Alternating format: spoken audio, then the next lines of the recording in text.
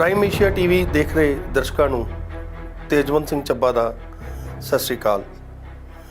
ਦੋਸਤੋ, ਮੈਂ ਤੇਜਵੰਤ ਸਿੰਘ ਚੱਬਾ, ਜਿਹੜਾ ਕਿ ਹੁਣ ਤੇਜਵੰਤ ਸਿੰਘ ਚੱਬਾ ਪਰ ਅੱਜ ਤੋਂ 32-33 ਵਰ੍ਹੇ ਪਹਿਲਾਂ ਜੂਨ 84 ਨੂੰ ਇੱਕ 18 ਕੁ ਵਰ੍ਹਿਆਂ ਦਾ ਮੁੱਛ-ਫੁੱਟ ਗੱਭਰੂ ਜਿਹਨੇ ਹੁਣੇ ਕਾਲਜ ਜਾਣਾ ਸ਼ੁਰੂ ਕੀਤਾ ਸੀ ਤੇ ਅੰਮ੍ਰਿਤਸਰ ਦੇ ਹਰਿਮੰਦਰ ਸਾਹਿਬ ਦੀ ਪਿਛਲੀ ਬਾਈ ਦੇ ਵਸੇ ਹੋਏ ਉਹਨਾਂ ਗਲੀਆਂ ਬਾਜ਼ਾਰਾਂ 'ਚ ਜਿਨ੍ਹਾਂ ਨੂੰ ਗੁਰੂ ਰਾਮਦਾਸ ਪਾਤਸ਼ਾਹ ਨੇ ਆਪਣੇ ਹੱਥੀਂ ਵਸਾਇਆ ਤੇ 32 ਹੱਟਾਂ ਦਾ ਨਾਂ ਦਿੱਤਾ। ਉਹਨਾਂ ਗਲੀਆਂ ਮੁਹੱਲਿਆਂ 'ਚ ਮੇਰਾ ਮਕਾਨ 3 ਮੰਜ਼ਲਾ ਤੇ ਉਸ 3 ਮੰਜ਼ਲਾ ਮਕਾਨ ਦਾ ਮੈਨੂੰ ਅੱਜ ਵੀ ਯਾਦ ਹੈ ਉਹ ਦਿਨ ਜਦੋਂ ਮੈਂ ਉਹਦੀ ਤੀਸਰੀ ਮੰਜ਼ਿਲ ਤੇ ਚੜ੍ਹ ਕੇ ਚੋਰੀ ਇਹ ਵੇਖਣ ਦੀ ਕੋਸ਼ਿਸ਼ ਕਰ ਰਿਹਾ ਸੀ ਕਿ ਬਾਹਰ ਇਹ ਭਿਅੰਕਰ ਆਵਾਜ਼ਾਂ ਕਾਹਦੀਆਂ ਆ ਰਹੀਆਂ ਨੇ।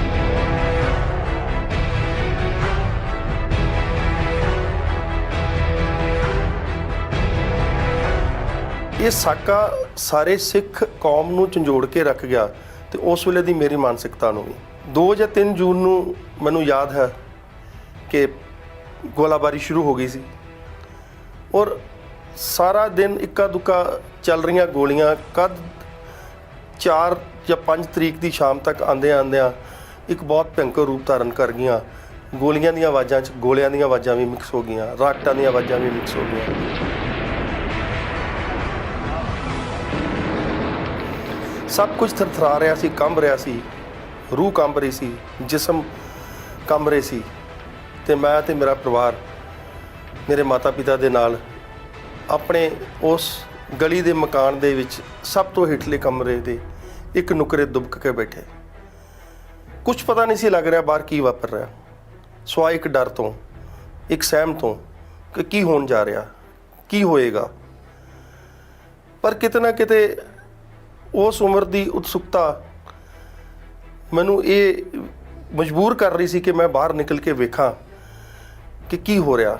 ਮੈਂ ਹੌਲੀ ਡਰਦੇ ਚੋਰੀ ਆਪਣੇ ਘਰਦਿਆਂ ਤੋਂ ਆਪਣੇ ਮਕਾਨ ਦੀਆਂ ਪੌੜੀਆਂ ਚੜ੍ਹਦਾ ਹੋਇਆ ਤੀਸਰੀ ਮੰਜ਼ਿਲ ਦੇ ਉਸ ਕੋਨੇ ਤੱਕ ਪਹੁੰਚ ਗਿਆ ਜਿੱਥੇ ਖਿੜਕੀ ਖੋਲ੍ਹ ਕੇ ਬਾਹਰ ਕੁਝ ਦਿਖਾਈ ਦੇ ਰਿਹਾ ਸੀ।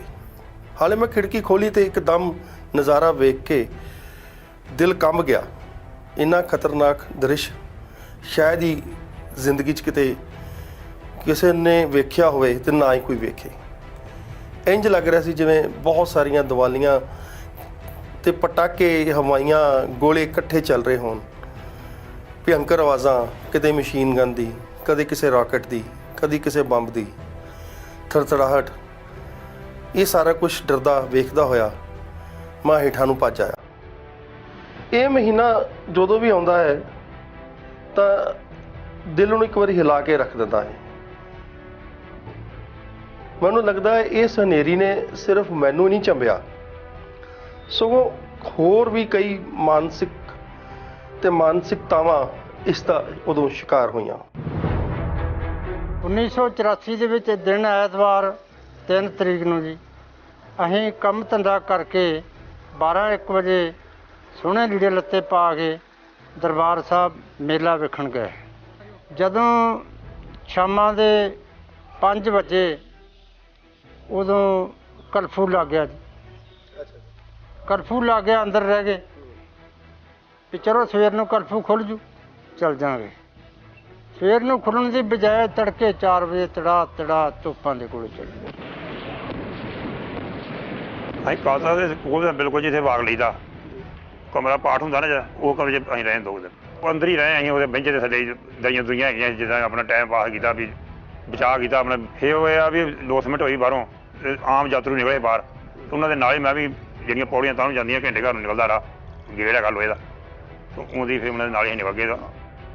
ਪਕਰਮਾ ਭਰੀ ਪਈ ਇਹ ਯਾਤਰੂ ਬਹੁਤ ਆਪਣਾ ਸ਼ਹੀਦ ਹੋਇਆ ਅੰਦਰ, ਟੱਪ ਕੇ ਜਾਂਦੇ ਰਹੇ। ਅਸੀਂ ਜਿਹੜੇ ਲੰਗਰ ਦੇ ਸ਼੍ਰੋਮਣੀ ਕਮੇਟੀ ਵਾਲਿਆਂ ਨੇ ਆਪਣੇ ਮੁਲਾਜ਼ਮ ਕੱਢੇ ਨਾ, ਜਦੋਂ ਤੇਜਾ ਹੋ ਸਮੁੰਦਰੀ ਹਾਲ ਦੀ ਮਗਰਲੇ ਬੰਨੇ ਜਿਹੜੀ ਬਾਗ ਵਾਲੀ ਗਲੀ ਸੀ ਉਹਦੀ ਕੰਧ ਪਾੜ ਕੇ ਆਪਣੇ ਮੁਲਾਜ਼ਮ ਕੱਢੇ ਉਹਨਾਂ ਨੇ। ਉਸੇ ਗੇਟ ਦੇ ਵਿੱਚ ਅਸੀਂ ਨਿਕਲੇ ਤੇ ਰੋਟੀਆਂ ਉਹਨਾਂ ਦੇ ਕੋਲ ਹੈਗੀਆਂ ਥੋੜ੍ਹੀਆਂ ਬਹੁਤੀਆਂ, ਉਹ ਹੀ ਭੋਰ ਭਰ ਕੇ 2-3 ਦਿਨ। ਜਦੋਂ ਥੋੜ੍ਹੀ ਢਿੱਲ ਹੁੰਦੀ ਰਹੀ ਤੇ ਅਸੀਂ 7 ਤਰੀਕ ਨੂੰ ਉੱਥੋਂ ਨਿਕਲੇ। ਫੌਜ ਨੇ ਘੇਰਾ ਪਾ ਲਿਆ ਦਰਬਾਰ ਸਾਹਿਬ। ਕੁਝ ਲੋਕਾਂ ਨੂੰ ਵਾਰਨਿੰਗ ਵੀ ਦਿੱਤੀ ਕਿ ਨਿਕਲ ਜਾਓ। ਜਿਹੜੇ ਸਧਾਰਨ ਸ਼ਰਧਾਲੂ ਸੀ ਉਹ ਤੇ ਨਿਕਲ ਆਏ ਡਰਪੋਕ, ਜਿਹੜੇ ਅਸਲ ਧਾਰਮਿਕ ਬੰਦੇ ਸੀ ਉਹ ਵਿਚਾਰੇ ਉੱਥੇ ਉਹ ਨਹੀਂ ਨਿਕਲੇ।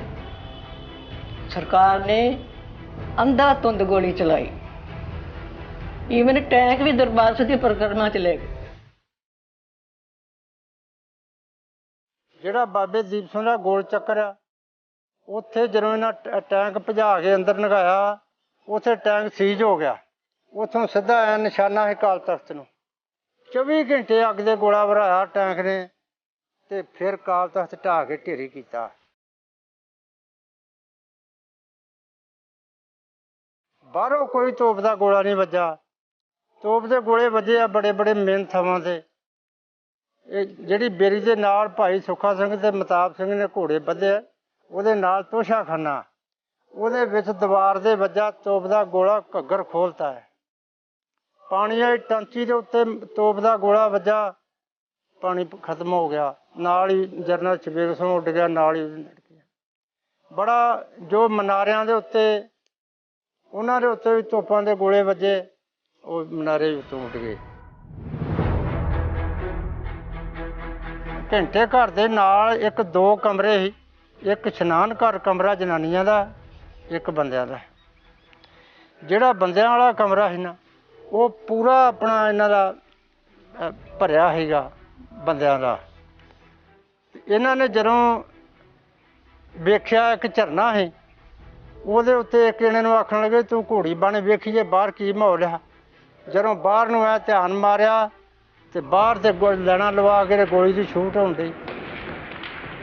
ਸਾਨੂੰ ਲੈ ਕੇ 41 ਲੋਕ ਪਏ ਨਵੇਂ ਨਵੇਂ ਦੇ ਉਹਨਾਂ ਪੜਾ ਵਾਹੁੰਦੇ ਗਏ ਸਾਨੂੰ ਮਗਰਲੇ ਬਣੇ ਲੱਕ ਨੂੰ ਵੱਧਾ ਹੁੰਦਾ ਹੈ। ਉਹ ਇੱਦਾਂ ਤੁਹਾਡੇ ਕੋਲ ਸਰਦਾਰ ਮਿਲਦੇ ਰਹੇ, ਸਾਡਾ ਬਚਾਅ ਹੋ ਗਿਆ। ਨਹੀਂ ਤੇ ਉਹ ਛੂਟ ਮੰਗਦੇ, ਉਹ ਆਂਦੇ ਛੂਟ ਪੁੱਛ ਕੇ ਕਰਾਂਗੇ, ਛੂਟ ਨਹੀਂ ਕਰਨੀ। ਉਹਨਾਂ ਸਾਨੂੰ ਚੰਗਾ ਪੜਾ ਵਾਇਆ, ਸਾਡੇ ਗੋਡੇ ਥੱਲੇ ਲਵਾਏ ਤੇ ਮਗਰੋਂ ਮਾਰਦੇ। ਪਾਣੀ ਵੀ ਨਹੀਂ ਦਿੰਦੇ ਪੀਣ ਨੂੰ, ਨਾ ਪਿਸ਼ਾਬ ਕਰਨ ਨੂੰ ਦਿੰਦੇ, ਐਡਾ ਟੂਬ ਜੀ ਦਿੰਦੇ ਤੇ ਉਹ ਆਂਦੇ ਇਹਦੇ ਨਾਲ ਕਰੋ। ਪਾਣੀ ਵੀ ਨਹੀਂ ਪੂਰਾ ਮਿਲਿਆ, ਘੋਟ ਕੇ ਮਿਲਦਾ, ਜ਼ਿਆਦਾ ਮਿਲਦਾ ਹੀ ਨਹੀਂ। ਇਹਨੂੰ ਤਾਂ ਭਾਵੇਂ ਜਿੰਨਾ ਆ ਗਿਆ ਉਹਨਾਂ ਪੀ ਸਕਦੇ ਆ। ਗਰਮੀ ਬੜੀ, ਪਰ ਘੋਟ ਨਾਲ ਹੀ ਗੁਜ਼ਾਰਾ ਕੀਤਾ। ਬਹੁਤ ਤੰਗੀ ਆਈ, ਬਹੁਤ ਮੰਦਾ ਹਾਲ ਕੀਤਾ ਉਹਨਾਂ ਨੇ। ਅਸੀਂ ਰੋਟੀ ਨਹੀਂ ਖਾਂਦੇ ਤੇ ਕੋਈ ਮਗਰ ਕੁੱਤੇ ਛੱਡ ਦਿੰਦੇ।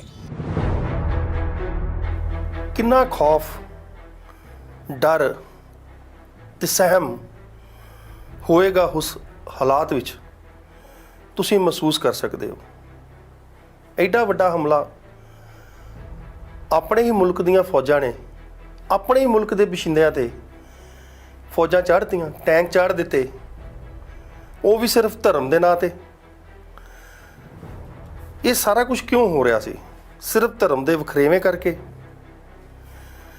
ਤੇ ਸਭ ਤੋਂ ਵੱਡਾ ਅਫਸੋਸ, ਇਹ ਸਾਰਾ ਕੁਝ ਹੋ ਰਿਹਾ ਸੀ ਰੱਬ ਦੇ ਘਰ 'ਚ।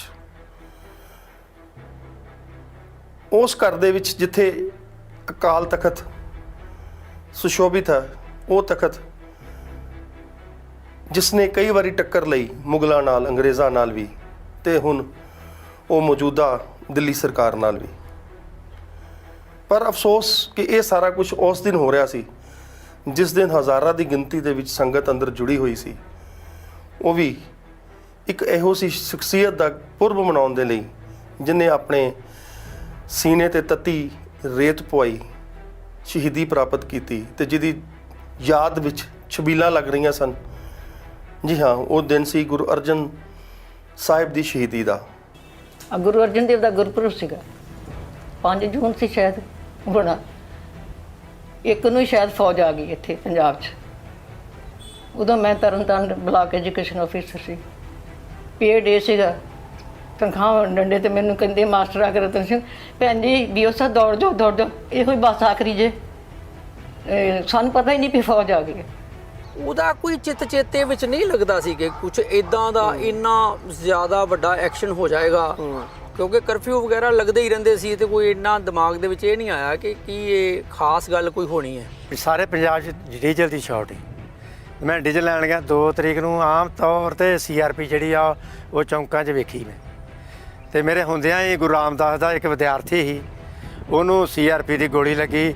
ਉਹਨੂੰ ਮੈਂ ਖੁਦ ਚੁੱਕ ਕੇ ਗੁਰੂ ਰਾਮਦਾਸ ਹਸਪਤਾਲ ਖੜਿਆ ਤੇ ਉਹਦੇ ਗਲੇ ਵਿੱਚ ਗੋਲੀ ਵੱਜੀ, ਤੇ ਉੱਥੇ ਮੇਰੇ ਵੇਂਦਿਆਂ ਉਹਦੀ ਡੈਥ ਹੋ ਗਈ। ਤੇ ਉਸ ਤੋਂ ਬਾਅਦ ਮੈਂ ਉਹ ਜਿਹੜਾ ਸਾਈਕਲ ਤੇ ਮੇਰਾ ਡੀਜ਼ਲ ਵਾਲਾ ਕਹਿ ਨਹੀਂ, ਉਹ ਮੈਂ ਬਾਬੇ ਸ਼ਹੀਦਾਂ ਤੋਂ ਆ ਕੇ ਖੜਿਆ।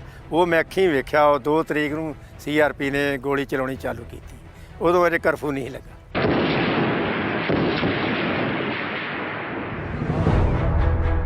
ਹਰਿਮੰਦਰ ਸਾਹਿਬ ਦੇ ਸਾਹਮਣੇ ਅਕਾਲ ਤਖਤ ਦੇ ਸੱਜੀ ਬਾਈ ਵਾਲੇ ਪਾਸੇ ਸਾਡਾ ਘਰ, ਔਰ ਦੁਕਾਨ ਸਾਡੀ ਕਿਤਾਬਾਂ ਦੀ ਬਾਜ਼ਾਰ ਮਾਈ ਸੇਵਾ ਦੇ ਵਿੱਚ, ਉਹ ਵੀ ਬਿਲਕੁਲ ਹੀ ਅਕਾਲ ਤਖਤ ਦੇ ਸਾਹਮਣੇ ਜਿਹੜਾ ਬਾਜ਼ਾਰ ਪੈਂਦਾ ਸੀ ਉਹਦੇ ਵਿੱਚ।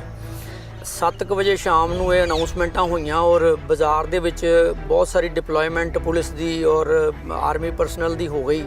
ਅਸੀਂ ਵੀ ਦੁਕਾਨ ਬੰਦ ਕਰਕੇ ਆਪਣਾ ਘਰ ਆ ਗਏ ਔਰ 9 ਵਜੇ ਸਾਰੇ, ਮੈਨੂੰ ਯਾਦ ਹੈ ਕਿ ਇੱਕ ਬਲੈਕ ਆਊਟ ਦੀ ਸਥਿਤੀ ਪੈਦਾ ਹੋਈ, ਕਿਉਂਕਿ ਉਦੋਂ ਘਰਾਂ ਦੇ ਵਿੱਚ ਕੋਈ ਬੈਟਰੀਆਂ ਜਾਂ ਇਨਵਰਟਰ ਵੀ ਬਹੁਤੇ ਨਹੀਂ ਸੀ ਹੁੰਦੇ ਤੇ ਘਰਾਂ ਦੇ ਵਿੱਚ ਬੱਤੀ ਚਲੀ ਗਈ ਔਰ ਚਾਰੇ ਪਾਸੇ ਹਨੇਰਾ ਪਸਰ ਗਿਆ।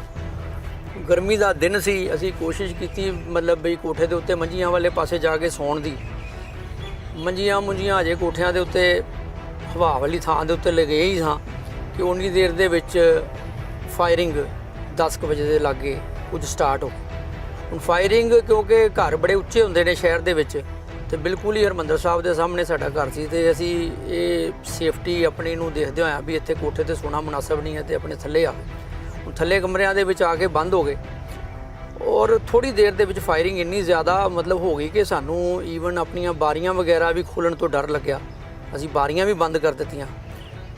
ਉਹ ਸਾਰੀ ਰਾਤ ਦੇ ਵਿੱਚ ਬਹੁਤ ਜ਼ਿਆਦਾ ਫਾਇਰਿੰਗ ਹੁੰਦੀ ਰਹੀ। ਅਸੀਂ ਘਰ ਦੇ ਸਾਰੇ ਜੀ ਆਪਸ ਦੇ ਵਿੱਚ, ਮੇਰੇ ਪਿਤਾ ਜੀ, ਮਾਤਾ ਜੀ, ਅਸੀਂ ਹੋਰ ਭਰਾ ਭੈਣਾਂ ਸਾਰੇ ਇਹ ਸੋਚਦੇ ਰਹੇ ਕਿ ਇੱਕ ਬਹੁਤ ਕੋਈ ਵੱਡਾ ਜਿਹੜਾ ਆਪਸ ਦੇ ਵਿੱਚ ਮੁਕਾਬਲਾ ਜਿਹੜਾ ਇੱਥੇ ਸ਼ੁਰੂ ਹੋ ਗਿਆ ਔਰ ਸਾਰੀ ਰਾਤ ਹੀ ਉਹ ਗੋਲਾਬਾਰੀ ਚੱਲਦੀ ਰਹੀ। ਸਵੇਰੇ ਵੀ ਜਦੋਂ ਸਵੇਰ ਹੋਈ ਹੈ, ਤੜਕਾ ਹੋ ਗਿਆ ਤੇ ਉੱਠ ਕੇ ਤੇ ਗਲੀ ਸਾਡੀ ਜਿਹੜੀ ਬੜੀ ਭੀੜੀ ਜਿਹੀ ਸੀ, ਗਲੀ ਦਾ ਬਾਹਰੋਂ ਇੱਕ ਗੇਟ ਸੀ ਲੋਹੇ ਦਾ, ਉਹ ਗੇਟ ਵੀ ਬੰਦ ਕਰ ਦਿੱਤਾ ਗਿਆ ਸੀ, ਕਰਫਿਊ ਲੱਗਾ ਸੀ। ਤੇ ਗਲੀ ਦੇ ਵਿੱਚ ਜਿਸ ਵੇਲੇ ਸਵੇਰੇ ਅਸੀਂ ਉੱਠ ਕੇ ਕੋਈ ਆਪਣੇ ਨਾਲਦਿਆਂ ਦੇ ਘਰ ਚਲੇ ਗਏ, ਕੋਈ ਉਹਨਾਂ ਦੇ ਬੰਦੇ ਸਾਡੇ ਵੱਲ ਆ ਗਏ ਤੇ ਆਪਸ ਦੇ ਵਿੱਚ ਇਹੋ ਜਿਹੀਆਂ ਸਲਾਹਾਂ ਵੀ ਇਹ ਕੀ ਹੋ ਰਿਹਾ ਤੇ ਇਹਦਾ ਕੋਈ ਸਾਨੂੰ ਕੋਈ, ਲੇਕਿਨ ਜਿਹੜੀ ਉਹ ਆਪਸ ਦੇ ਵਿੱਚ ਜਿਹੜੀ ਗੋਲਾਬਾਰੀ ਹੈ ਨਾ, ਉਹ ਬਾਅਦ ਦਸਤੂਰ ਮਤਲਬ ਸਾਰੀ ਰਾਤ ਵੀ ਚੱਲਦੀ ਰਹੀ, ਅਗਲਾ ਸਾਰਾ ਦਿਨ ਵੀ ਚੱਲਦੀ ਰਹੀ ਔਰ ਸਾਨੂੰ ਕੋਈ ਉਹਦੀ ਸਮਝ ਨਹੀਂ ਸੀ ਲੱਗਦੀ। ਉਦੋਂ ਅਸੀਂ ਤਾਂ ਛੋਟੇ ਸਾਂ, ਈਵਨ ਸਾਡੇ ਨਾਲ ਜਿਹੜੇ ਘਰਾਂ ਦੇ ਵਿੱਚ ਹੋਰ ਬਜ਼ੁਰਗ ਵੀ ਸਨ, ਉਹਨਾਂ ਨੂੰ ਵੀ ਕੋਈ ਗੱਲ ਇਹ ਕੋਈ ਪੂਰੀ ਤਰੀਕੇ ਨਿਸ਼ਚੇ ਨਾਲ ਨਹੀਂ ਸੀ ਪਤਾ ਲੱਗਦੀ ਵੀ ਆਖਰ ਹੋ ਕੀ ਰਿਹਾ। ਬਸ ਇਹੋ ਹੀ ਪਤਾ ਲੱਗਦਾ ਸੀ ਕਿ ਦਰਬਾਰ ਸਾਹਿਬ ਤੇ ਹਮਲਾ ਹੋ ਗਿਆ। ਕੋਠੇ ਲਿਮਣ ਡਿਆ, ਕੋਠੇ ਲਿਆਉਂਦਾ ਮੁੰਡੇ ਚਲ ਗਏ, ਛਪੀਲਾਂ ਹੈਗੀਆਂ ਉਸ ਦਿਨ ਗੁਰੂ ਅਰਜਨ ਦੇਵ ਦਾ ਦਿਨ ਸੀ ਤੇ ਪਹਿਲੋਂ ਬਾਬੇ ਸ਼ਹੀਦੀ ਬੈਠੇ ਤੇ ਮੱਥਾ ਟੇਕਿਆ, ਕਰਫਿਊ ਖੁੱਲ੍ਹਾ, ਜਿਹੜੇ ਦਰਬਾਰ ਅੰਦਰਲੇ ਬਾਹਰ ਆ ਗਏ, ਇਹ ਦਰਬਾਰ ਸਾਹਿਬ ਚਲ ਗਏ। ਮੁੜ ਕੇ 1-2 ਮੁੰਡੇ ਉੱਥੋਂ, ਜਿਹੜਾ ਮੁੰਡਾ ਕੋਈ ਆਇਆ ਉਹਨੂੰ ਸਾਡੇ ਕਛਹਿਰੇ ਲੈ ਆਈ ਫਿਰ ਇਸ਼ਨਾਨ ਕਰਨਾ, ਉਹ ਮੁੜ ਕੇ ਅਟੈਕ ਹੋ ਗਿਆ। ਮੁੜ ਕੇ 6 ਦਿਨ ਤੇ ਪਤਾ ਨਹੀਂ ਲੱਗਾ, ਚੱਲ ਤੋਂ ਚੱਲ ਰਿਹਾ ਕੰਮ। ਫਿਰ ਇਹਨਾਂ ਨੂੰ ਪਤਾ ਲੱਗਾ ਥੋੜ੍ਹਾ ਜਿਹਾ ਵੀ 4-5 ਮੁੰਡੇ, ਇਹਨਾਂ ਨੇ ਕਾਗਜ਼ੀਆ ਖਿਲਾਇਆ ਵੀ 5 ਮੁੰਡੇ ਸ਼ਹੀਦ ਹੋ ਗਏ ਆ। ਗੁਰਮੁਖ ਸਿੰਘ ਜਿਹੜਾ ਸੀ ਉਹ 23 ਸਾਲ ਦੀ ਉਮਰ ਦਾ ਹੈ। ਭਗਵਾਨ ਸਿੰਘ 20 ਸਾਲ ਦੀ ਉਮਰ ਦਾ ਹੈ। ਉਹ 2 ਮੇਰੇ ਭਰਾ ਅੰਦਰ ਰਹਿ ਗਏ। ਅਸੀਂ ਉੱਥੇ ਜੋ ਮਾਹੌਲ ਵੇਖਿਆ ਜੀ, ਬਹੁਤ ਭਿਆਨਕ ਸਮਾਂ ਤੇ ਜ਼ਬਰਦਸਤ ਮਾਹੌਲ ਵੇਖਿਆ। ਇਹਨਾਂ ਲਾਸ਼ਾਂ ਤੇ ਲਾਸ਼ਾਂ, ਜਲਦਾ ਸਰੋਵਰ ਜਲ ਖੂਨ ਹੋ ਗਿਆ। ਸਾਰਾ ਬਾਜ਼ਾਰ ਫੌਜੀ ਗੱਡੀਆਂ ਦੇ ਨਾਲ, ਫੌਜੀ ਅਸਲੇ ਦੇ ਨਾਲ ਭਰਿਆ ਪਿਆ ਸੀ। ਐਂਬੂਲੈਂਸ ਲਾਈਨ ਲਾ ਕੇ ਖੜੀਆਂ ਸਨ। ਇੰਜ ਲੱਗ ਰਿਹਾ ਸੀ ਕਿ ਬਹੁਤ ਵੱਡੀ ਜੰਗ, ਜਿਹੜੀ ਕਿ ਸ਼ਾਇਦ 2 ਮੁਲਕਾਂ ਦੀ ਜੰਗ ਹੁੰਦੀ ਹੈ, ਹੋ ਰਹੀ ਹੋਵੇ। ਜ਼ਖਮੀ ਆ ਰਹੇ ਸਨ, ਮੁੱਢਲੀ ਸਹਾਇਤਾ ਤੋਂ ਬਾਅਦ ਉਹਦਾ ਵਾਪਸ ਟਰੱਕਾਂ 'ਚ ਪਾ ਕੇ ਜਾ ਰਹੇ ਸਨ, ਐਂਬੂਲੈਂਸ ਵਾਲੇ ਟਰੱਕਾਂ ਦੇ ਵਿੱਚ। ਇਹ ਸਾਰੇ ਹਾਲਾਤ ਹਰਿਮੰਦਰ ਸਾਹਿਬ ਦੇ ਆਲੇ ਦੁਆਲੇ ਤਕਰੀਬਨ ਸਾਰੇ ਬਾਜ਼ਾਰਾਂ ਦੇ ਸਨ। ਸਾਰਾ ਦਿਨ ਬਿਜਲੀ ਕੱਟੀ ਰਹਿੰਦੀ ਸੀ, ਨਾ ਹਵਾ ਨਾ ਪਾਣੀ। ਤਕਰੀਬਨ 5-6 ਦਿਨ ਬੀਤ ਜਾਣ ਤੋਂ ਬਾਅਦ ਮੈਂ ਆਪਣੇ ਦੋਸਤ, ਜਿਹੜੇ ਕਿ ਹਰਿਮੰਦਰ ਸਾਹਿਬ ਦੇ ਬਿਲਕੁਲ ਪਿਛਲੇ ਅਕਾਲ ਤਖਤ ਸਾਹਿਬ ਦੇ ਕੋਲ ਜਿਨ੍ਹਾਂ ਦਾ ਘਰ ਸੀ, ਉਹਨਾਂ ਨੂੰ ਲੱਭਦਾ ਹੋਇਆ ਗਿਆ। ਤੇ ਜਦ ਉਹਨਾਂ ਕੋਲੋਂ ਉਹਨਾਂ ਦੇ ਬੀਤੀਆਂ ਸੁਣੀਆਂ, ਤੇ ਸ਼ਾਇਦ ਉਹ ਬੀਤੀ ਉਹਨਾਂ ਦੀ ਨਹੀਂ ਸੀ, ਉਹ ਕੁੱਲ ਉਹਨਾਂ ਲੋਕਾਂ ਦੀ ਸੀ ਜਿਹੜੇ ਹਰਿਮੰਦਰ ਸਾਹਿਬ ਦੇ ਆਲੇ ਦੁਆਲੇ ਰਹਿ ਰਹੇ ਸਨ। ਤੇ ਉਸ ਦਿਨ ਜੋ ਵੀ ਹੋਇਆ, ਕਿਵੇਂ ਉਹਨਾਂ ਦੇ ਮਨ 'ਚ ਕੀ ਕੁਝ ਛੱਡ ਗਿਆ, ਕੀ ਕੁਝ ਉਕੇਰ ਗਿਆ, ਸ਼ਾਇਦ ਉਹ ਆਪਣੀ ਤਾਂ ਉਮਰ ਇਹਨੂੰ ਭੁੱਲ ਨਹੀਂ ਸਕਣਗੇ। ਕੋਈ ਦੇਖਣ ਦਾ ਤਾਂ ਕੋਈ ਹੈ ਨਹੀਂ ਸੀ, ਕੋਈ ਵੀ ਦੇਖਣਾ ਕਿਹੜੇ ਪਾਸਿਓਂ ਹੈ, ਕਿਉਂਕਿ ਗੋਲੀ ਕਿਸੇ ਪਾਸਿਓਂ ਵੀ ਆ ਸਕਦੀ ਹੈ ਤੇ ਸਿਰਫ ਕੰਨਾਂ ਨਾਲ ਆਵਾਜ਼ਾਂ ਹੀ ਸੁਣਦੀਆਂ, ਜਾਂ ਉੱਤੇ ਛੱਤ ਵੱਲ ਦੇਖ ਲਓ ਤੇ ਉੱਥੋਂ ਲੰਘਦੀਆਂ ਗੋਲੀਆਂ ਤੇ ਗੋਲੇ ਦਿਸਦੇ ਸਨ। ਔਰ ਇਸ ਤਰੀਕੇ ਅਗਲਾ ਦਿਨ ਵੀ ਸਾਰਾ ਲੰਘ ਗਿਆ, ਕੋਈ ਬੱਤੀ ਨਹੀਂ, ਕੋਈ ਪਾਣੀ ਨਹੀਂ, ਔਰ ਘਰਾਂ ਦੇ 'ਚ ਜਿਹੜਾ ਰਾਸ਼ਨ ਸੀ ਉਹ ਵੀ ਖਤਮ ਹੋ ਗਿਆ। ਆਪਸ ਦੇ 'ਚ ਰਲ ਮਿਲ ਕੇ ਸਾਰਿਆਂ ਨੇ, ਕੋਈ ਕਿਸੇ ਕੋਲ ਕੋਈ ਚੀਜ਼ ਹੈਗੀ ਹੈ ਤੇ ਉਹਦੇ ਨਾਲ ਹੀ ਕੋਈ ਰੋਟੀ ਪਾਣੀ ਖਾ ਲਓ ਜਾਂ ਕੋਈ ਚੌਲ ਬਣਾ ਲਓ, ਇਦਾਂ ਦਾ। 4 ਤਰੀਕ ਵੀ ਲੰਘ ਗਈ। 4 ਤਰੀਕ ਦੀ ਰਾਤ ਨੂੰ ਵੀ ਸਾਰੀ ਰਾਤ ਗੋਲਾਬਾਰੀ ਹੁੰਦੀ ਰਹੀ। 5 ਤਰੀਕ ਸਵੇਰੇ ਜਦੋਂ ਤੱਕ ਆ ਗਈ ਤੇ ਉਦੋਂ ਤੱਕ ਤੇ ਬਿਲਕੁਲ ਇਦਾਂ ਲੱਗਣ ਲੱਗ ਪਿਆ ਸੀ ਕਿ ਹੁਣ ਇੱਥੋਂ ਸਾਡਾ ਕੋਈ ਬਚ ਕੇ ਨਿਕਲਣਾ ਬੜਾ ਮੁਸ਼ਕਲ ਲੱਗਦਾ ਹੈ, ਕਿਉਂਕਿ ਕੋਈ ਲੈਟਅਪ ਹੀ ਨਹੀਂ ਸੀਗਾ। ਔਰ ਆਪਸ ਦੇ ਵਿੱਚ ਬਸ ਇਹੋ ਵਿਚਾਰਾਂ ਸਨ ਕਿ ਚਲੋ ਜਿਹੜੀ ਵੀ ਪਰਮਾਤਮਾ ਨੇ ਘੜੀ ਜਿੱਦਾਂ ਦਿੱਤੀ ਹੈ ਉਹਦੇ ਵਿੱਚੋਂ ਹੁਣ ਨਿਕਲਣਾ ਹੈ। ਔਰ ਖ਼ਾਸ ਤੌਰ ਤੇ ਜਿਹੜੇ ਕੁਝ, ਮੇਰੀ ਉਸ ਵੇਲੇ ਮਤਲਬ 20 ਸਾਲ ਦੀ ਉਮਰ ਸੀ ਤੇ ਜਿਹੜੇ ਜਵਾਨ ਮੁੰਡੇ ਸੀ, ਉਹ ਸਾਡੇ ਘਰਦਿਆਂ ਨੇ ਸਾਨੂੰ ਸਮਝਾਉਣਾ, ਬੇਟਾ ਤੁਸੀਂ ਤੇ ਅੰਦਰ ਅੰਦਰ ਹੀ ਰਹੋ, ਤੁਸੀਂ ਬਾਹਰ ਬਿਲਕੁਲ ਨਾ ਆਓ, ਵਿਹੜੇ 'ਚ ਵੀ ਨਾ ਆਓ, ਕਿ ਕੋਈ ਪਤਾ ਨਹੀਂ ਹੈ ਕੋਈ ਕਿਸ ਵੇਲੇ ਕੋਈ ਤੁਹਾਨੂੰ ਕੋਈ ਨੁਕਸਾਨ ਹੋ ਜਾਵੇ। ਇਦਾਂ ਦੀ ਉਹਨਾਂ ਦੀ ਫੀਲਿੰਗ ਸੀ ਕਿ ਆਪਣੇ ਬੱਚਿਆਂ ਨੂੰ ਬਚਾ ਲਈਏ, ਵੀ ਇਹ ਬਜ਼ੁਰਗ ਆ ਤੇ ਅਸੀਂ ਚਲੇ ਜਾਵਾਂਗੇ ਤੇ ਬੱਚੇ ਬਚ ਜਾਣ। ਪਰ ਕੋਈ ਸਮਝ ਨਹੀਂ ਸੀ ਲੱਗਦੀ ਵੀ ਹੁੰਦਾ ਕੀ ਪਿਆ। ਬਸ ਆਪਸ 'ਚ ਜਿਹੜੀਆਂ ਅਸੀਂ ਮਹੱਲੇ ਵਾਲੇ ਕੋਈ ਬੰਦੇ ਇਕੱਠੇ ਹੋ ਕੇ ਆਪਸ 'ਚ ਗੱਲਾਂ ਕਰਦੇ ਸਾਂ, ਉਹਦੇ ਬੇਸਿਸ ਦੇ ਉੱਤੇ ਜੋ ਤੁਸੀਂ ਵੀ ਨਿਸ਼ਚਾ ਕਰਨਾ ਉਹ ਕਰ ਲਓ। 5 ਤਰੀਕ ਦੀ ਰਾਤ ਨੂੰ ਬਹੁਤ ਘਮਾਸਾਨ ਜਿਹਨੂੰ ਕਹਿੰਦੇ ਆ ਨਾ, ਗੋਲੀਬਾਰੀ ਬਹੁਤ ਜ਼ਬਰਦਸਤ। ਔਰ ਉਸ ਤੋਂ ਬਾਅਦ ਜਿਹੜੀ ਹੈ ਉਹ 6 ਤਰੀਕ ਦੀ ਸਵੇਰ ਤੱਕ ਉਹਦੇ ਵਿੱਚ ਠੱਲ ਜੀ ਪੈਣੀ ਸ਼ੁਰੂ ਹੋਈ। 6 ਤਰੀਕ ਨੂੰ ਜਦੋਂ ਠੱਲ ਪੈਣੀ ਸ਼ੁਰੂ, ਅੱਛਾ ਉਦੋਂ ਕੋਈ ਟੀਵੀ ਤੇ ਚੱਲਣ ਦਾ ਕੋਈ ਪਰਪਸ ਨਹੀਂ, ਬੱਤੀ ਨਹੀਂ, ਉਦੋਂ ਕੋਈ ਟਰਾਂਜ਼ਿਸਟਰ ਵੀ ਨਹੀਂ ਸੀ ਹੁੰਦੇ, ਕੋਈ ਰੇਡੀਓ ਟਰਾਂਜ਼ਿਸਟਰਾਂ ਦੇ ਵੀ ਸੈੱਲ ਮੁੱਕ ਗਏ, ਕੋਈ FM ਰੇਡੀਓ ਨਹੀਂ ਹੈ, ਕੋਈ ਇੰਟਰਨੈਟ ਨਹੀਂ ਹੈ, ਕੋਈ ਇੱਦਾਂ ਦੀ ਤਾਂ ਕੋਈ ਚੀਜ਼ ਨਹੀਂ, ਬਸ ਆਪਸ 'ਚ ਸੁਣ ਕੇ। ਔਰ ਉਹ ਵੀ ਸੁਣਨਾ ਕਿੰਨੇ ਬੰਦਿਆਂ 'ਚ, ਕਿ ਜਿੰਨੇ ਕੁ ਬੰਦੇ ਆਪਸ ਦੇ ਵਿੱਚ ਤੁਸੀਂ ਇਕੱਠੇ ਬੈਠੇ ਹੋ। ਸੋ ਐਵੇਂ ਨਿਰਣੇ ਬਣਾਉਣੇ ਵੀ ਕੀ ਕਰਨਾ ਹੈ, ਕੀ ਕਰਨਾ ਹੈ, ਕੀ ਕਰਨਾ ਹੈ। ਦਰਬਾਰ ਸਾਹਿਬ ਦੇ ਮਗਰਲੇ ਬੰਨੇ 3 ਬਾਜ਼ਾਰ ਆ ਜੀ, ਇੱਕ ਝੂਠਾ ਬਾਜ਼ਾਰ, ਇੱਕ ਪਾਪੜਾਂ ਵਾਲਾ ਬਾਜ਼ਾਰ, ਇੱਕ ਕਾਠੀਆਂ ਵਾਲਾ ਬਾਜ਼ਾਰ। ਉਹ ਤਿੰਨੇ ਬਾਜ਼ਾਰ ਹੀ ਤਬਾਹ ਕਰਤੇ। ਜਦੋਂ ਤੋਪ ਸੁਲਤਾਨਵਿੰਡ ਵਾਲੇ ਪੁਲ ਤੇ ਬੀੜੀ ਸੀ, ਜਿਹੜਾ ਓਪੀ ਗਾੜੀਆਂ ਰੇਂਜ ਦੱਸ ਕੇ ਗੋਲਾ ਸਟਾਉਂਦਾ ਸੀ, ਉਹਦੇ ਆ ਗਿਆ ਇਹਨਾਂ ਦੇ ਹੱਥ 'ਚ, ਇਹ ਗਾਂਠ ਪਾਈ ਗਏ। ਮਗਰਲੇ ਬਾਜ਼ਾਰ ਇਤਨੇ ਤੈਅ ਕਰਤੇ ਇਹਨਾਂ ਨੇ। ਜਦੋਂ ਉਹਨਾਂ ਨੂੰ ਪਤਾ ਲੱਗਾ ਵੀ ਇੰਨਾ ਮਨੀਸ਼ਨ ਚੱਲ ਗਿਆ, ਕੋਈ ਗਾੜੀਆਂ ਖਬਰ ਨਹੀਂ ਆਉਂਦੀ, ਜਦੋਂ ਉਹਨਾਂ ਦੂਸਰਾ ਓਪੀ ਘਲਾਇਆ, ਉਹਨੇ ਫਿਰ ਰੇਂਜ 10-10 ਤੋਪ ਵਾਲੇ ਨੂੰ ਫਿਰ ਮੇਨ ਥਾਵਾਂ ਦੇ ਉੱਤੇ ਗੋਲੇ ਸਟਾਏ। ਇਹ ਵੇਖਿਆ ਅਸੀਂ। ਜਦ ਇਹੋ ਜਿਹੇ ਹਾਲਾਤ ਬਣ ਗਏ ਕਿ ਦੋਨੋਂ ਪਾਸਿਓਂ ਮੋਰਚਾਬੰਦੀ ਹਰਿਮੰਦਰ ਸਾਹਿਬ ਦੇ ਆਲੇ ਦੁਆਲੇ ਸ਼ੁਰੂ ਹੋ ਗਈ। ਇਹ ਨਿੱਤ ਵੇਖਿਆ ਜਾਂਦਾ ਸੀ ਕਿ ਕਿਸ ਤਰ੍ਹਾਂ ਹਰਿਮੰਦਰ ਸਾਹਿਬ ਦੇ ਅੰਦਰ ਵੀ ਤੇ ਲੰਗਰ ਹਾਲ ਦੇ ਲਾਗੇ ਮਨਾਰਿਆਂ ਤੇ ਵੀ ਮੋਰਚਾਬੰਦੀ ਕੀਤੀ ਜਾ ਰਹੀ ਸੀ ਤੇ ਹਿੰਦੁਸਤਾਨ ਦੀ ਸੈਨਾ ਵੀ ਆਸੇ-ਪਾਸੇ ਦੀਆਂ ਉੱਚੀਆਂ ਬਿਲਡਿੰਗਾਂ ਤੇ ਆਪਣੀ ਮੋਰਚਾਬੰਦੀ ਸ਼ੁਰੂ ਕਰ ਦਿੱਤੀ ਸੀ। ਪਰ ਜਦ ਅਸਲ ਦੇ ਵਿੱਚ ਇਹ ਅਟੈਕ ਸ਼ੁਰੂ ਹੋਇਆ ਤੇ ਫੌਜ ਦੀਆਂ ਯੂਨਿਟਾਂ ਦੇ ਪਹਿਲੇ ਜਿਹੜੇ ਸੈਨਿਕ ਅੰਦਰ ਵੜੇ ਤੇ ਉਹ ਬੁਰੀ ਤਰ੍ਹਾਂ ਇਸ ਮੋਰਚਾਬੰਦੀ ਦੇ ਸ਼ਿਕਾਰ ਹੋਏ। ਤਦ ਕਿਤੇ ਜਾ ਕੇ ਫੌਜ ਦੇ ਇਹ ਸਮਝ ਆਈ ਕਿ ਅੰਦਰ ਜਿਹੜੀ ਮੋਰਚਾਬੰਦੀ ਕੀਤੀ ਗਈ ਹੈ ਉਹ ਬਹੁਤ ਹੀ ਤਕਨੀਕੀ ਪੱਖੋਂ ਕਿਸੇ ਨਿਪੁੰਨ ਬੰਦੇ ਨੇ ਕੀਤੀ ਹੈ। ਸ਼ਾਇਦ ਉਹ ਭੁੱਲ ਗਏ ਸਨ ਕਿ ਉਸ ਵੇਲੇ ਭਿੰਡਰਾਂਵਾਲੇ ਦੇ ਨਾਲ ਜਨਰਲ ਸੁਬੇਗ ਸਿੰਘ ਵੀ ਸਨ। ਜਨਰਲ ਸੁਬੇਗ ਸਿੰਘ ਉਹ ਸ਼ਖਸੀਅਤ ਸੀ ਜਿਸ ਨੇ 1971 ਦੀ ਲੜਾਈ ਦੇ ਵਿੱਚ ਬੰਗਲਾਦੇਸ਼ ਦੇ ਵਿੱਚ ਮੁਕਤੀ ਵਾਹਿਨੀ ਬਣਾਈ, ਮੁਕਤੀ ਵਾਹਿਨੀ ਨੂੰ ਟ੍ਰੇਨਿੰਗ ਦਿੱਤੀ ਤੇ ਇੱਕ ਅਹਿਮ ਰੋਲ ਨਿਭਾਇਆ ਬੰਗਲਾਦੇਸ਼ ਦੀ ਆਜ਼ਾਦੀ ਦੇ ਵਿੱਚ। ਇੱਕ ਐਡਾ ਵੱਡਾ ਜਰਨੈਲ ਤੇ ਉਹਨੂੰ ਬਾਅਦ ਵਿੱਚੋਂ ਇੱਕ ਛੋਟੇ ਜਿਹੇ ਬਿਲਕੁਲ ਹੀ ਨਿੱਕੇ ਜਿਹੇ ਦੋਸ਼ ਲਾ ਕੇ ਤੇ ਕੋਰਟ ਮਾਰਸ਼ਲ ਕਰਕੇ ਫੌਜ ਚੋਂ ਬਾਹਰ ਕੱਢ ਦਿੱਤਾ ਗਿਆ।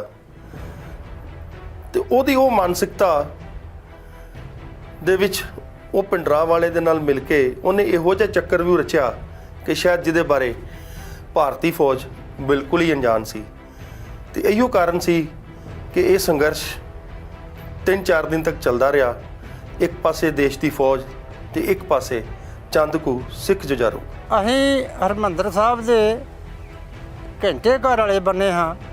ਜਦੋਂ ਉੱਧਰੋਂ ਅਸੀਂ ਇੱਧਰ ਆਏ ਹਾਂ ਲੰਗਰ ਵਾਲ ਨੂੰ, ਉਦੋਂ ਤੇ ਉਹ ਸਮੇਂ ਦੇ ਵਿੱਚ ਆਪਣੀ ਅੱਖੀਂ ਵੇਖਿਆ ਅਸੀਂ ਜਿਹੜਾ ਘੰਟੇ ਘਰ ਦੀਆਂ ਪੌੜੀਆਂ ਉੱਥੋਂ ਫੌਜ ਉਤਰਦੀ ਸੀ ਅੰਦਰ ਨੂੰ ਠਾਹ ਨੂੰ। ਜਦੋਂ ਸੈਂਟਰ ਦੇ ਵਿੱਚ ਫੌਜ ਆਉਂਦੀ ਸੀ ਤੇ ਤੜਾ ਤੜਾ ਗੋਲੀ ਚੱਲਦੀ ਸੀ, ਉਹ ਫੌਜ ਗਾਂ ਹੀ ਡਿੱਗਦੀ ਸੀ ਬਕਰਮਾਂ ਦੇ ਵਿੱਚ। ਕੋਈ ਇੱਥੇ ਲਿਖਾ ਨਹੀਂ ਰਿਹਾ। ਬਹੁਤ ਭਾਰੀ ਨੁਕਸਾਨ ਹੋਇਆ ਫੌਜ ਦਾ ਵੀ ਤੇ ਸਿਵਲ ਦੁਨੀਆ ਦਾ ਵੀ। ਕਿ 1971 ਦੀ ਜੰਗ ਵਿੱਚ ਜਨਰਲ ਸਬੇਗ ਸਿੰਘ ਸਰ, ਜਿਨ੍ਹਾਂ ਨੇ ਬੰਗਲਾਦੇਸ਼ ਨੂੰ ਜੰਗ ਜਿੱਤੀ 1971 ਦੀ ਤੇ ਹਥਿਆਰ ਸਟਾਏ ਸਨ ਜਨਰਲ ਨਿਆਜ਼ੀ ਕੋਲ। ਪਤਾ ਨਹੀਂ ਸਰਕਾਰ ਉਹਦੇ ਅਗੇਂਸਟ ਕਿਉਂ ਹੋ ਗਈ, ਉਹਨੂੰ ਮਤਲਬ ਕਰਤਾ ਗਿਆ ਕਿ ਉਹਦੇ ਤੇ ਕੇਸ ਚਲਾ ਕੇ। ਕੁਦਰਤੀ ਗੱਲ ਹੈ ਜਿਸ ਬੰਦੇ ਨੇ ਦਿਲੋਂ ਕੁਰਬਾਨੀ ਕੀਤੀ ਵਿਦੇਸ਼ ਲਈ, ਇੱਥੋਂ ਤੱਕ ਕਿ ਉਹ ਆਪਣਾ ਭੇਸ ਵੀ ਬਦਲ ਲਿਆ। ਜਿਹੜੇ ਕਿਸੇ ਕੋ ਵਾਲ ਨੇ 1 ਇੰਚ ਨਹੀਂ ਕੱਟਦੇ, ਉਹ ਮੁਸਲਮਾਨ ਬਣ ਕੇ ਉੱਥੇ ਗਿਆ। ਉਹਨੇ ਪੂਰੀ ਪਾਲਿਸੀ ਨਾਲ ਉਹਨਾਂ ਨੂੰ ਕਵਰ ਕੀਤਾ, ਟ੍ਰੇਨਿੰਗਾਂ ਦਿੱਤੀਆਂ। ਉਹ ਫਿਰ ਸੰਤ ਜਰਨੈਲ ਸਿੰਘ ਪਿੰਡਾਂ ਵਾਲਿਆਂ ਕੋਲ ਇੱਥੇ ਆ ਗਏ। ਅਗਰ ਉਹ ਨਾ ਆਉਂਦੇ ਤਾਂ ਸ਼ਾਇਦ ਸੰਤ ਇਹੋ ਜਿਹਾ ਮੋਰਚਾ ਨਾ ਵੀ ਲਾਉਂਦੇ। ਦਰਬਾਰ ਸਾਹਿਬ ਦਾ ਕੀਰਤਨ ਵੀ ਇੱਕ ਦਿਨ ਬੰਦ ਰਿਹਾ। ਲਾਸ਼ਾਂ ਤੜਫ ਤੜਫ ਕੇ ਸਰੋਵਰ 'ਚ ਡਿੱਗੀਆਂ, ਮਰਕਾਮਾ ਖੂਨ ਨਾਲ ਭਰ ਗਈ। ਇਮਾਰਤ ਨੂੰ ਗੋਲੀਆਂ ਵੱਜੀਆਂ, ਸਕਰਮੋ ਡੋੜੀ ਨੂੰ ਵੱਜੀਆਂ। ਤੇ ਅਕਾਲ ਤਖਤ ਸਾਹਿਬ ਤੇ ਛਲਣੀ ਹੋ ਗਿਆ ਨਾ ਬਿਲਕੁਲ, ਕਿਉਂਕਿ ਉਹਦੇ ਅੰਦਰ ਮੂਰਤੀ ਸਨ। ਘੰਟੇ ਘਰ ਤੋਂ ਜਿਹੜੇ ਬੰਦੇ ਅੰਦਰੋਂ ਜਿਹੜੇ ਬਾਹਰ ਨਿਕਲੇ ਤੇ ਬਾਹਰ ਇਹ ਵੀ ਮਾਹੌਲ ਇੱਕ ਵੇਖਿਆ, ਲੈਣਾ ਲਵਾ ਕੇ ਤੇ ਗੋਲੀ ਦੀ ਛੂਟ ਕਰੀ ਜਾਂਦੇ ਸੀ। ਇੱਕ ਸਿੱਖ ਅਫਸਰ ਆਇਆ, ਉਹਨੇ ਬਿਸਲ ਮਾਰ ਕੇ ਇਹ ਗੱਲ ਕਹੀ। ਉਹਨੇ ਆਖਿਆ ਜਰਨਲ ਸਬੇਗ ਸਿੰਘ ਨੇ ਬੰਗਲਾਦੇਸ਼ ਦੇ ਵਿੱਚ ਲੱਖ ਬੰਦੇ ਦੀਆਂ ਬਾਹਾਂ ਖੜੀਆਂ ਕਰਾਈਆਂ, ਜਿਹੜਾ ਬਾਹਾਂ ਖੜੀਆਂ ਕਰਦੇ ਉਹਨਾਂ 'ਤੇ ਗੋਲੀ ਮਾਰਨ ਦਾ ਆਰਡਰ ਨਹੀਂ, ਤੁਸੀਂ ਇਹ ਕਿੱਡਾ ਜੇ ਕਰਨ। ਉਹ ਅਫਸਰ ਨੇ ਬਾਕੀ ਦੁਨੀਆ ਨੂੰ ਬਚਾਇਆ ਤੇ ਬਿਲਕੁਲ ਫਿਰ ਗੋਲੀ ਬੰਦ ਹੋਈ। ਆਪ ਤੇ ਉਸ ਵੇਲੇ ਬਾਹਰ ਨਿਕਲਣ ਦੀ ਸਾਡੇ 'ਚ ਕੋਈ ਹਿੰਮਤ ਨਹੀਂ ਸੀ ਕਿ ਕਿਸ ਤਰੀਕੇ ਆਪਾਂ ਜਾ ਕੇ ਦੇਖੀਏ।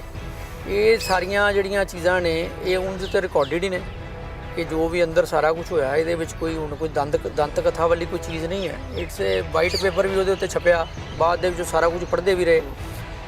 ਲੇਕਿਨ ਜਿਹੜਾ ਇਹਦਾ ਟਰੋਮਾ ਸੀ ਨਾ, ਉਹ ਬਹੁਤ ਜ਼ਿਆਦਾ ਇਹ ਟਰੋਮੈਟਿਕ ਐਕਸਪੀਰੀਅੰਸ ਕਿ ਮਨ ਦੇ ਉੱਤੇ ਇੱਕ ਇਹੋ ਜਿਹੀ ਦਹਿਸ਼ਤ ਸੀ ਕਿ ਤੁਹਾਨੂੰ ਇਹ ਨਹੀਂ ਪਤਾ ਕਿ ਤੁਸੀਂ ਇਹਦੇ ਵਿੱਚੋਂ ਜਿੰਦਿਆਂ ਤੁਸੀਂ ਨਿਕਲਣਾ ਹੈ ਕਿ ਨਹੀਂ ਨਿਕਲਣਾ।